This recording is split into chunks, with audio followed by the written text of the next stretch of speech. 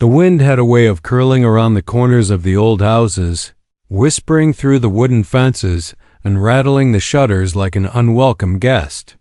It was the kind of night when even the dogs kept quiet, when the trees seemed to bow their heads as if in prayer, and when the streets of the small American village looked more like painted shadows than a place where people lived.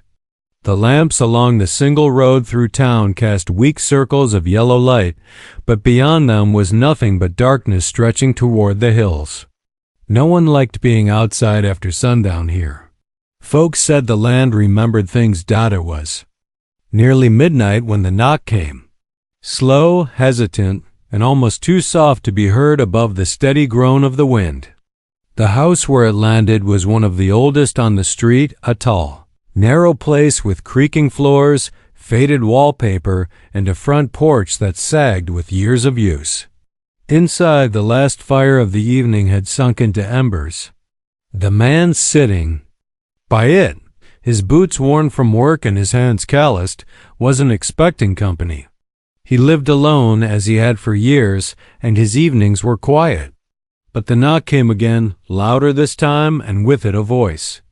"Can you let me in, just for tonight?" It was the kind of question that cuts through silence like a blade, and he rose slowly, unsure if he had imagined it. The words sounded fragile, as though they were trembling in the cold air. At the door stood a girl, no older than 17, her coat too thin for the bitter weather, her hair tangled by the wind. She wasn't from the village, he knew that much at once. In a place this small, strangers were easy to spot. The villagers guarded their histories carefully, and they weren't quick to welcome outsiders. Her eyes carried something heavy, something that didn't fit the face of a child. She looked like someone who had been walking a long time, running maybe, though she hadn't the strength left to keep moving. He hesitated, his hand resting on the doorknob.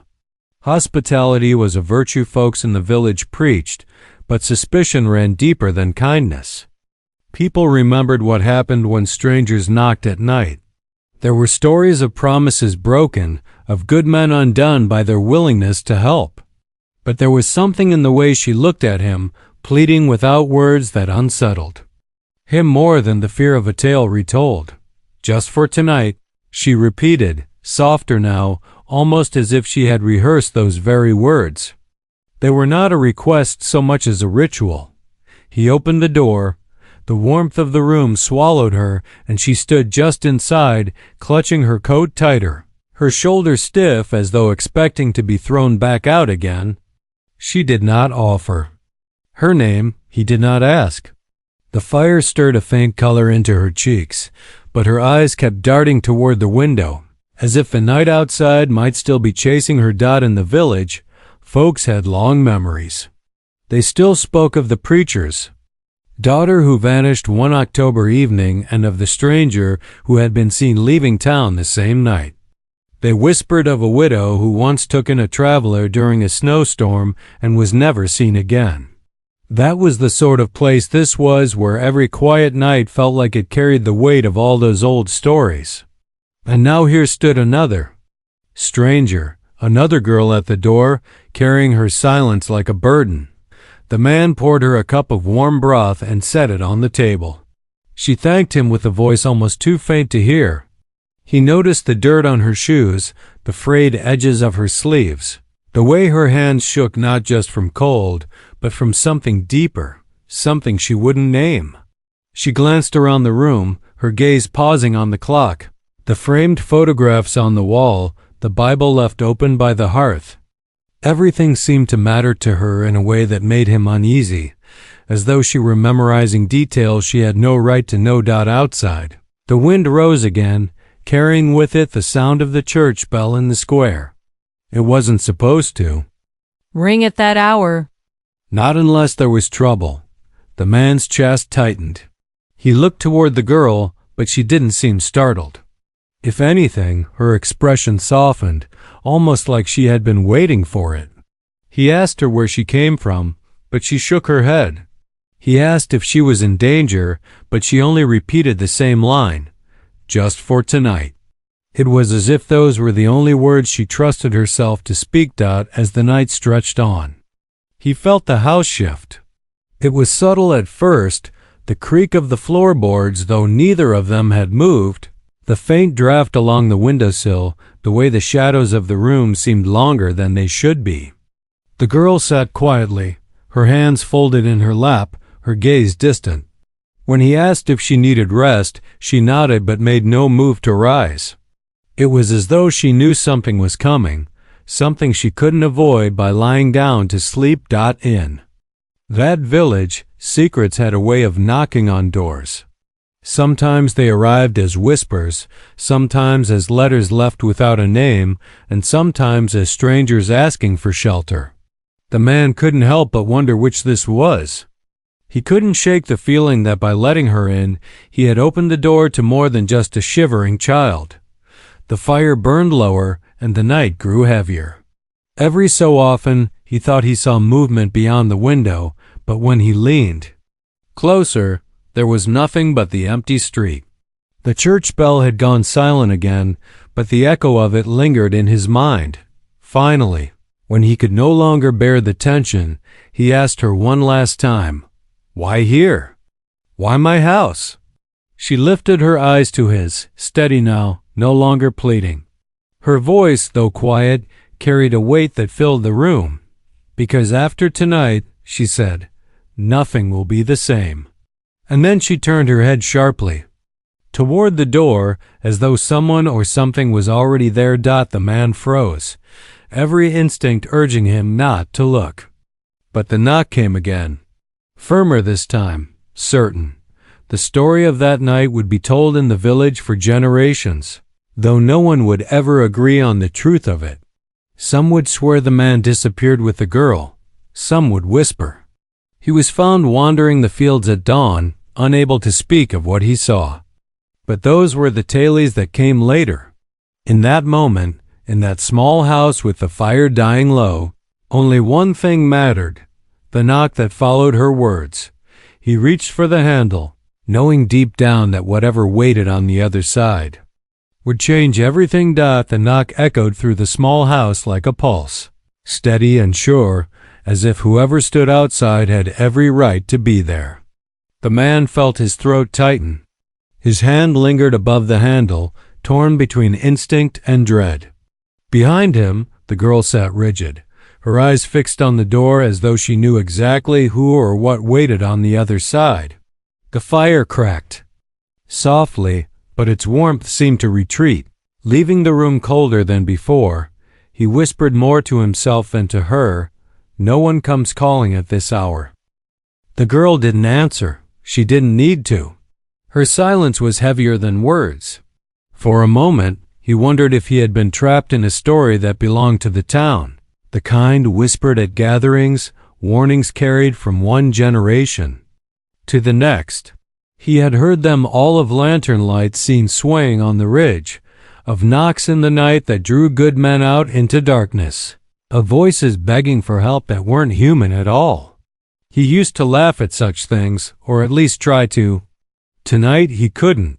The knock came again, this time sharper. Not loud, but with a kind of certainty that made refusal impossible. He turned his head to the girl. Her lips moved without sound, shaping words she wasn't willing to give voice to. Then, slowly, she shook her head. The message was clear. Don't open it. He stepped back from the door, his breath uneven. Whoever stood there would know he was home. The light of the fire, the faint shadow of movement across the curtains, these were betrayals no latch could hide. The village might sleep, but his house had been marked. The girl rose from her chair, her slight frame trembling. She wasn't afraid of the cold anymore, or of him. It was the door that held her whole attention. "It always begins with knocking," she murmured, barely audible. But the words struck him with the force of a hammer. He tried to press her. "Who is it? What do you mean?" Her eyes shifted to him then, steady, almost sorrowful. "You let me in," she said. "That means you've chosen." He wanted to demand answers, but before he could, the knock stopped. The silence that followed was worse. A long, breathless pause that stretched until it seemed the whole house leaned into it. The wind outside no longer howled. Even the clock's ticking had grown faint. At last, footsteps moved away from the porch, slow and deliberate. He listened until they vanished into the distance. Only then did he realize how tightly he'd been gripping the back of the chair. His knuckles white, his breath shallow.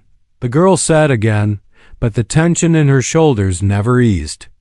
She looked as though she carried a memory older than she was, something tied not just to her but to the land itself. He wondered where she had come from, how far she had traveled, and what brought her here to this forgotten village. But every time he shaped the questions, he found himself hesitating. The words lodged in his throat as though some unseen hand pressed them back. Instead, he asked, "Are they gone?" Her answer was slow, measured. "For now." The fire dipped lower, the room falling into shadows. He lit a lantern, the soft glow revealing her face more clearly. She wasn't just tired, she looked worn thin, as if each mile she'd walked had stripped something away. There were faint bruises beneath her eyes, the kind not caused by a fall but by long nights without rest. She held herself upright, but her body betrayed her, shivering from more than cold. He thought of the village, how the people here had closed themselves off, how they spoke in warnings instead of welcomes. Outsiders weren't trusted, especially not ones who arrived after dark. And yet, he knew if he turned her away, she wouldn't last the night. Something out there wanted her, and she knew it better than he did. She reached for the cup of broth again, her hands trembling as she lifted it to her lips. The faint clink of ceramic against her teeth filled the silence. When she set it down, she finally spoke something more than her careful phrase. "They'll come again." He swallowed hard. "Who?" Her gaze lowered to the table. "The ones who always come. They don't forget a door that opens." The words chilled him. He thought of the stories, how once someone invited a presence inside, the village said it never truly left. The voices changed, the faces changed, but the pattern remained. Always a knock, always an invitation, always a choice. The lantern flickered, throwing shadows across the wall. For a fleeting second, he thought he saw movement, their shapes stretching, longer than they should, bending against the grain of the light. He blinked, and they were gone. He pressed a hand to his forehead. "Why my house? Out of everyone's in town, why here?" The girl looked at him, her eyes glistening in the lamplight. "Because you're the only one who still listens." It didn't feel like an answer, but he knew pressing further would only tighten the knot inside his chest. He leaned back, trying to steady his breath. Outside, the night pressed against the windows like a weight. The hours crawled. Every creak of the house, every shift of the wind, pulled at his nerves. The girl sat silent, her eyes growing heavier, but she never fully gave in to sleep.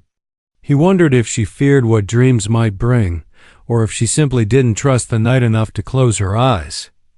When at last the clock struck 3, he heard it again, not a knock this time, but a scraping sound along the siding of the house, slow, drawn out, like nails dragging across wood. The girl stiffened, her eyes snapping open. She didn't move, didn't breathe, only stared at the door. He rose, his steps heavy on the old floorboards, and reached for the lantern. The glow lit the edges of the room, but nothing beyond. The scraping continued, circling the house as though something searched for a way in. The girl whispered, "Don't follow it. Don't look." But he was a man who had lived his life with his hands in the soil, who had seen storms tear down barns and wolves stalk the outskirts of fields. Fear was not a stranger to him, but this was different. This was the kind of fear that rooted itself deep in the bones. Still, he moved toward the window. When he pulled the curtain back, all he saw was his own reflection in the glass, the lantern's light shining against his face. Yet just beyond it, so faint he thought his mind was playing tricks, was the outline of another figure, standing perfectly still in the dark. He dropped the curtain, his heart pounding. When he turned back, the girl was watching him, her expression unreadable. "You saw it," she said. Not a question. He nodded, unable to speak. Her voice was calm, too calm for her years. "Now you understand." The scraping stopped. The silence that followed was worse, thick enough to feel like another presence in the room. He sat down heavily, his hands trembling. He had lived in this village his whole life, heard its stories, ignored its warnings. But never had he believed he would find himself living them. The girl drew her coat tighter around her, her gaze never leaving the door. "Morning will come," she said softly, almost to herself. "It always does. But what comes with it is never the same." Her words clung to him, a weight he could not shake. He stared at the fire until the last ember died, leaving nothing but darkness between them. And in that darkness, he knew the night was far from over. The morning did not come as mornings usually did. The first light was weak, crawling reluctantly across the horizon as if even the sun feared what the night had left behind. The man sat by the window, the lantern long burned out, his eyes red from not sleeping. The girl had drifted into a shallow rest, but even in sleep she was tense, her fists clenched, her breathing uneven. The silence of the village pressed close, too complete for a place that should have been stirring with roosters, wagons and neighbors beginning their day. He rose quietly and stepped onto the porch. The boards groaned beneath his boots, breaking the hush of dawn. The road stretched empty, its dirt still damp from the mist that clung to the earth. He scanned the siding of the house, the corners, the places where he had heard the scraping. At first, there was nothing, only wood weathered by years of rain and wind. But as he followed the path around the side, he saw the marks. Long, deep grooves carved into the boards. Too high to be from an animal, too jagged to be the work of any tool he knew. They circled the house, stopping directly beneath the window. Where he had seen the figure, his stomach turned. When he returned inside, the girl was awake, her gaze fixed on him as though she had known exactly what he would find. She didn't ask. She didn't need to. He set his jaw and asked her again, "What followed you here?" For a long while, she said nothing. Her eyes flicked to the window, then back to him, as though measuring what he could bear to hear. "They don't have names," she said finally. "Not ones that belong to us. They come when they're called or when the door is opened. Some people think they're spirits. Others say they're older than this land itself. But whatever they are, once you see them, they don't stop." Her voice carried no drama, no weight of storytelling, only a tired certainty that made his skin prickle. He wanted to tell her she was wrong, that it was nonsense, that nothing but fear itself had left those marks. Yet the memory of the figure at the window silenced him. By midday, the village began to stir. From the porch, he saw neighbors moving about, their faces drawn tight, their glances lingering on his house longer than usual. Word traveled fast here, and though no one came near, he knew they were already whispering. Strangers did not arrive without notice, especially ones taken in after dark. An old woman passing with a basket paused at the edge of the road, her eyes sharp as she studied the porch. She raised a trembling hand, pointed once toward the house, and then crossed herself before hurrying away. The man felt the weight of the town's stories pressing down harder now. It wasn't only the girl he had taken in, it was everything she carried with her. That evening, as the sky sank into a bruised purple, he decided he couldn't face another night waiting in silence. He took the girl into the village square, hoping perhaps the others might know more, or at least help him carry the burden. The church bell hung motionless in the tower, but its shadow stretched across the cobblestones like a warning. The townsfolk gathered quickly, not out of kindness, but curiosity. Their eyes darted from the girl to him, then back again. Murmurs rippled through the crowd. Some spoke of curses, others of omens, their voices low but heavy. A man with a broad frame, the blacksmith, stepped forward. "You brought her in?" he asked. It wasn't accusation so much as disbelief. The man nodded. The blacksmith's jaw tightened. "Then you've invited it. Whatever walks with her now walks with you." The girl stood still, her gaze fixed on the ground. She didn't defend herself, didn't plead. That silence unsettled the crowd more than if she had shouted. The old woman who had crossed herself earlier muttered, "It begins again, just like before." The man demanded answers. "What happened before? You all speak of it like it's a story, but what is it? What do you know?" The silence that followed was deep, broken only by the rustle of wind through the square. Finally, the blacksmith spoke again, his voice low. "Years ago, a family from beyond the hills came through, stayed one night. By morning, their host was gone, his house empty, his tools left behind, his hearth cold. Some said they saw figures on the ridge, watching. Others claimed they heard knocks for weeks after, though no one dared open their doors. That family gone too. Not a trace left." The man felt the girl shift slightly beside him, but she didn't speak. The villagers began to disperse then, muttering about preparations, about shutting doors tight, about keeping watch. None offered help. None welcomed them in. The man realized they would not fight whatever had followed her. They would only hide from it, as they always had.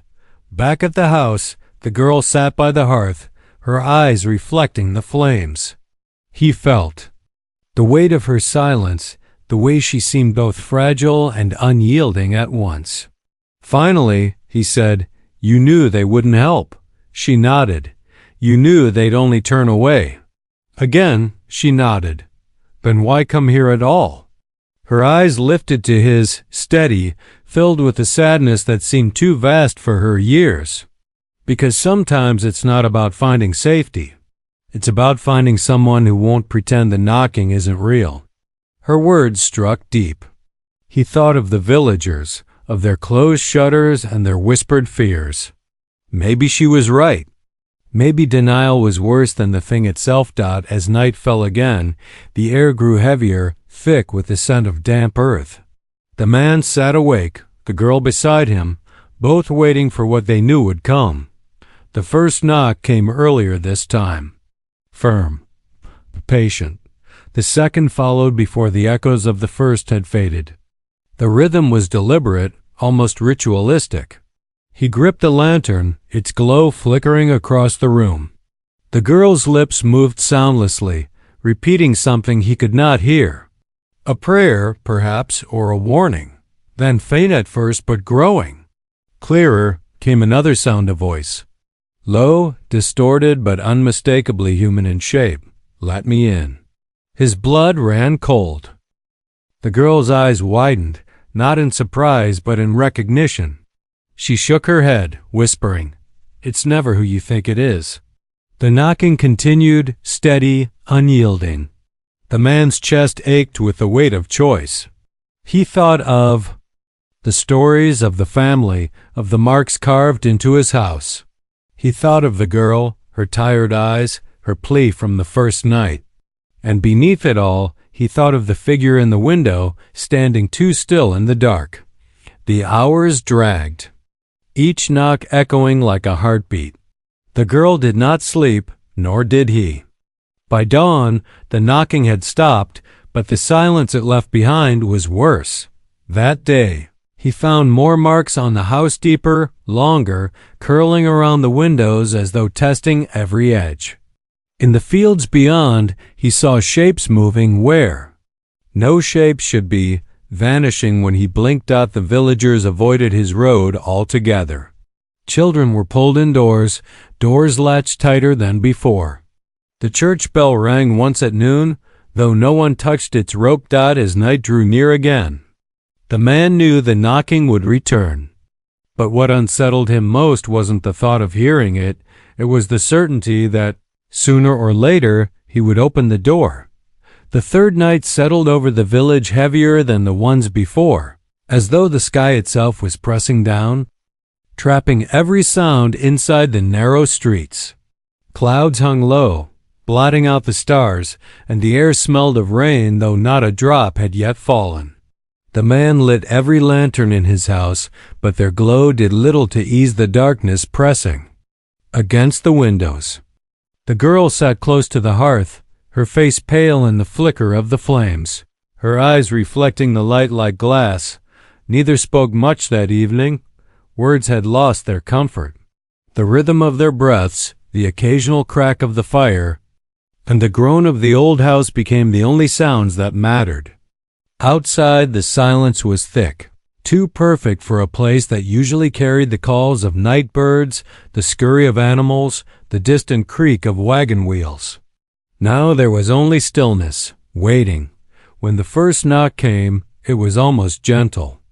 A tap that might have belonged to a lost traveler or a neighbor caught in the dark. But they both knew better. The man gripped the arms of his chair, his body tense, while the girl's shoulders hunched forward as though bracing for a blow. Another knock followed, harder this time. Then another. The steady rhythm shook the door in its frame. "Don't answer," the girl whispered, her voice tight. He didn't move. But his eyes betrayed him, darting toward the latch as though pulled by something he could not control. The knocking grew louder, sharper, a measured beat that filled the entire house. And then came the voice, low, distorted, twisting its way through the cracks of the door, like smoke. "Let me in?" It was not one voice but many, layered together, all speaking the same words. He felt it in his chest as much as he heard it, vibrating against his ribs. The girl's face drained of color.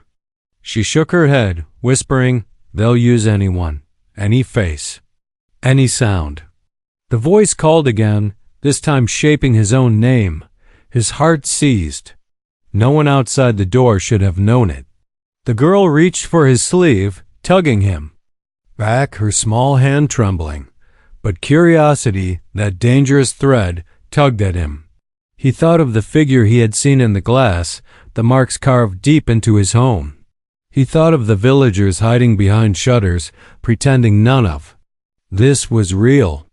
And with each thought, the pull toward the door grew stronger. The girl's whisper cut through his trance. "If you open it, you can't close it again." He forced himself back into the chair, gripping the wood so tightly the edges bit in two his palms. The knocking did not stop. The voices twisted into other shapes, calling names he hadn't heard in years, voices of people long gone. His mother's voice, his brother's, even the soft tone of a child, one he had never known but that sank into his bones as though he should. The night stretched on. The fire burned low, the lanterns flickered, and still the knocking persisted. Each strike against. The door rattled deeper inside him until he wondered if the house itself would collapse beneath it. The girl sat motionless, lips pressed tight, eyes wide and unblinking. By dawn, the sound faded at last. The silence left in its place was not relief but something worse. A waiting, a promise of return. That morning, he found the door scarred. The wood was splintered, the iron handle bent, as though someone or something had pressed against it with inhuman force. Along the frame were streaks dark as ash, curling like smoke frozen into wood. The girl stood behind him, her voice quiet. "They're testing you, waiting for the moment you falter." He turned to her then, his frustration spilling through. "Why me? Why my house? Why not the others?" Her gaze did not waver. "Because you opened the door once. That's all it takes." Her words cut deep. He thought of that first night, her voice on the porch, her plea to be let inside. He remembered the way her eyes had shone with something unspoken. And for the first time, he wondered if she had been the invitation, If by letting her cross the threshold he had welcomed something larger, the day passed in a haze. He tried to work in the yard, tried to lose himself in the rhythm of chores, but the marks on the house drew his eyes again and again. Shapes seemed to move at the edge of the fields, figures that dissolved when he blinked. The villagers stayed away, their silence louder than words. He caught glimpses of curtains drawn quickly shut, of doors locked tight, of prayers whispered behind closed walls. As the sun sank, his dread grew. The girl prepared herself in silence, wrapping her coat tighter, her hands clasped as though in prayer. When the first shadow stretched across the floorboards, he knew the night would not wait long. The knock came before. Darkness had fully settled, sharp, confident, no hesitation this time. He rose, every muscle tight, his breath caught in his chest. The girl reached for him, but he stepped closer to the door. The wood shuddered with each blow. Then, through the noise, a new sound broke. The latch rattled. He froze. No one had touched it. His hand hovered inches from it, the metal glinting. In the lamplight, the girl's voice cut sharp and urgent. "Step back," he obeyed, stumbling as the door quivered. The knocking ceased, replaced by silence so deep he could hear the blood rushing in his ears. Then a whisper seeped through the fazga. "Cracks. It's cold out here. Just let me in. Just for tonight." The exact words she had spoken on the first night. The girl's face twisted, horror flashing across her features. She shook her head violently, mouthing the word no over and over. The man's chest tightened. He felt the weight of the moment pressing down, heavier than anything before. Every story he had ever heard about the village, every warning passed through generations, every whispered tale of knocks in the night, they all converged here, at his door, demanding an answer. The voice outside shifted, turning softer, sweeter, echoing, with tones that belonged to loved ones, to memories long buried. The knocking resumed, not harsh now, but steady, like a heartbeat against the wood. The girl backed toward the hearth, her eyes locked on the door, her whole body trembling. "They're close," she whispered, "closer than before.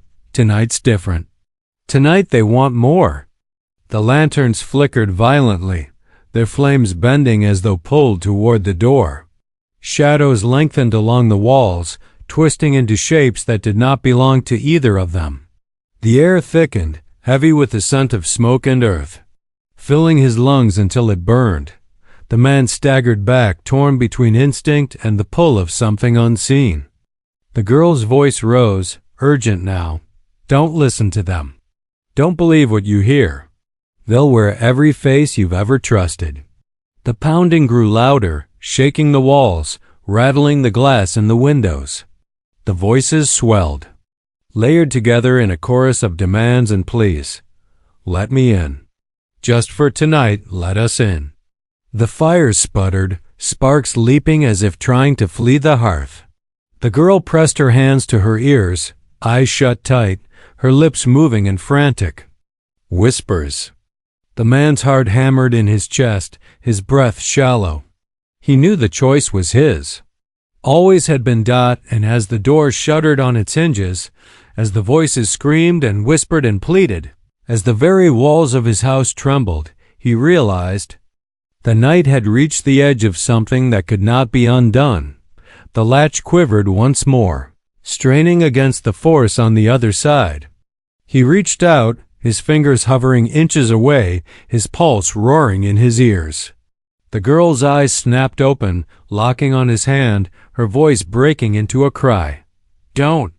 The knock thundered, louder than before, as though the whole night itself demanded an answer. The latch trembled under his hand, the weight of the moment pressing down so hard it felt as though the air itself had grown solid. The voices outside rose into a storm, layered with tones he knew and tones he didn't, weaving a net of sound designed to pull him closer. His fingers brushed the cold metal once, twice, before he pulled back with a gasp, shaking his head. Girl's cry broke through the noise, raw and desperate. "Don't open it!" Her words shattered the trance that held him. He stumbled away from the door, chest heaving, while the pounding grew violent, rattling the frame as if the whole house might splinter apart. The lanterns flickered wildly, shadows twisting into impossible shapes that crawled along the walls. He thought he saw faces there, familiar, unfamiliar, all of them wrong. But then, as suddenly as it had begun, the sound stopped. The silence that followed was unbearable, a silence that felt alive, listening, waiting. The man's pulse thundered in his ears as he clutched the back of the chair, his knuckles white. The girl's voice was hoarse, trembling but steady enough to hold him. "They know you. They'll keep trying until you give in. But you can outlast them. That's all we can do." He stared at her, desperate for answers. "Why me? Why here? You said I chose, but what did I choose?" Her eyes shimmered in the dim light. "You chose to see. Most people shut their eyes. Most pretend the knocking isn't real. But once you open the door, even a little once you let someone like me in, they mark you. They know you're awake." The words landed heavy, but in them he found a strange kind of clarity. This wasn't about curses or accidents. It was about invitation. He had given space to something the village had spent generations trying to deny. The question now was whether he had the strength to stand against it. The night dragged on, each second stretched thin. The pounding returned once, then faded again, like a hand testing the edges of his resolve. The voices shifted, turning softer, weaving the names of people he had loved, faces long buried in memory. But he held fast, his body rigid, refusing to move toward the door. By the time dawn broke, weak light spilling over the horizon, the air felt lighter. The girl slumped against the wall, exhausted, her eyes heavy with relief. He stepped outside, into the pale morning, and found the porch scarred, but the door intact. The grooves on the siding had deepened, but they stopped just short of breaking through. For now, the house had held. The villagers came that day, drawn not by kindness but curiosity. They kept their distance, speaking in hushed tones, eyes darting to the marks on the walls. The blacksmith shook his head grimly. "You've lasted longer than most." The man asked what he meant, but the blacksmith only muttered something about how the land always takes what it's owed. No one offered to help. No one stepped closer to the girl. They looked at her as if she were a spark carried by the wind, dangerous to touch, but impossible to ignore. Back inside, the girl sat quietly at the table, her hands wrapped around the empty cup he had given her days before. She seemed smaller now, not from weakness but from the weight she carried. He realized she had been running not just from them, but from the way every door closed in her face, every voice turned against her. Finally, he asked what had been burning in him since the first night. "Why me? Why my house? Why not another?" She lifted her eyes, her voice soft but steady. "Because you still believe in listening. That's the only thing they can't fight. They twist what you hear, but if you keep listening to what's real, to what's right, you can survive." Most people stop listening long before the knocking begins. The words sank deep, leaving him uneasy but also oddly resolved. That night, as darkness returned, he prepared differently. He gathered wood, stacked it high, lit a fire that burned brighter than before. He trimmed the lantern wicks, set them all glowing, and sat with the girl in silence. When the knock came, he didn't rise this time. He sat firm, his eyes fixed on the flames, his hands steady. The voices swelled, sharper than ever, tearing through the walls with their pleas and demands. They called his name, they whispered promises, they begged with the same words she had once spoken. But he didn't move. He kept his gaze on the light, refusing to give them the satisfaction of turning. The girl joined him, her voice barely more. Then a whisper, but clear and true. She began to speak old words he didn't know, but which seemed to steady the air around them. With each repetition, the knocking weakened. The shadows recoiled. The voices fractured, breaking apart, like waves against stone. Hours passed. The storm outside beat against the house, but they held fast together, neither faltering. And then, just before dawn, the last voice faded. The silence returned, not the suffocating kind, but the gentle quiet of an early morning before the world. Stir's awake. When he opened the door at sunrise, the porch was untouched. The siding bore no fresh marks. The air was crisp, clean, and still. The girl stood beside him, her face pale but calm. "You listened," she said simply. He looked out at the empty road, the hills beyond, the village still locked behind shuttered windows. "Will they come again?" he asked. She tilted her head, thoughtful. "They always come again, but you know now, you know how to face them. That's what matters." The man felt something shift inside him, not peace exactly, but strength. He had seen what others refused to see, and though it had nearly broken him, it had not. He knew the nights ahead would not be easy, but he also knew he was no longer powerless. Girl gathered her coat tighter, her gaze turning toward the road. "I can't stay. If I do, they'll never leave you alone. But you'll be all right now." He felt a pang of something he couldn't name, lost perhaps, though she had never really been his to lose. "Where will you go?" Her eyes softened, carrying both sorrow and resilience. "To the next door that listens." And with that, she stepped down from the porch, her figure fading into the misty morning light. He watched her until she was gone, the road swallowing her small frame. The village would whisper about it for years, adding his story to their collection of warnings. They would say he had been marked, that he had heard the knocking and survived, though none would dare ask how. They would keep their doors shut, their shutters tight, their voices low. But the man knew the truth. The knocking wasn't just a curse, and the girl wasn't just a burden. She had been a mirror, showing him the cost of denial and the power of facing what others hid from. He had listened, and in listening, he had endured. That night when the wind rose again and rattled the shutters, he sat by the fire alone. The silence around him was deep, but it no longer terrified him. It was simply silence, nothing more. And if the knocking ever returned, as he knew it might, he would not rise, he would not falter. He would listen, and he would wait, and he would endure. Because sometimes survival wasn't about fighting or fleeing. Sometimes it was about holding fast in the face of shadows, about keeping your door closed and your ears open, about knowing the difference between voices outside and the truth inside. The girl had taught him that. And though she was gone, her lesson would remain, steady as the firelight, strong as the heartbeat of the village itself. And when dawn came again, bright and clear, the man stepped onto his porch and breathed deep, knowing that night had changed everything and that he would never be the same again.